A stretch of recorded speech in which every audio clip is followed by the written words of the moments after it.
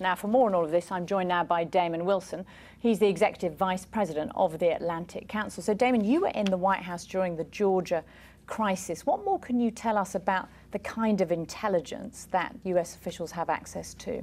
That's right, Laura. I remember the night the war broke out in Georgia, being awakened at my home on a secure telephone call as soon as we had indications that a rocket had been launched from Russian territory into Georgia, signaling that the invasion was underway.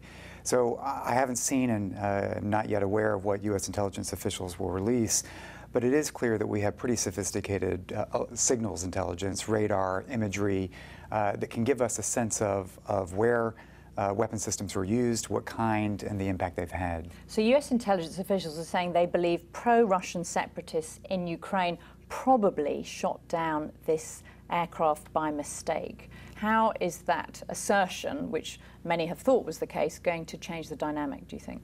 Well, I think it's important to see what U.S. officials are willing to release here. But I think, first of all, it's pretty clear what's played out, even as we wait for a more thorough investigation. It's not rocket science to actually understand what has taken place. We saw the Russian rebels themselves, and remember, many of these are Russian citizens, Russian officials in the Russian intelligence and military apparatus, actually claiming credit both on social media and through intercepted conversations for the shooting down of a plane, which they thought was a Ukrainian military transport plane, turned out to be Malaysian Airlines. But it's interesting, though, isn't it, that US officials' intelligence suggests Malaysian plane shot down by separatists, no link to Russia found. Well, I'll have to see what's really being put out. No direct link. We'll have to see what's being put out. I think the reality is we have ample evidence that the supplies that these forces are using in Ukraine, these are Russian weapons, Russian weapon systems that have come from Russia. We know that many of these folks have been trained in a Russian training facility outside Rostov. Even some of the T-64 tanks that were apprehended in eastern Ukraine actually had in their registration sort of the maintenance that had taken place for them in Russian military facilities. So I think we're going to see accumulation of this evidence. It's pretty unreproachable that the supplies are coming from Russia.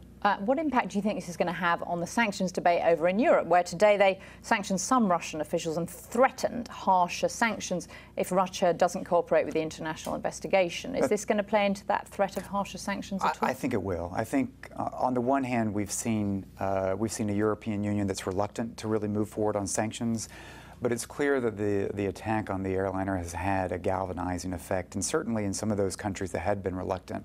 I think we're likely to see stepped-up efforts on the part of the European Union to impose sanctions.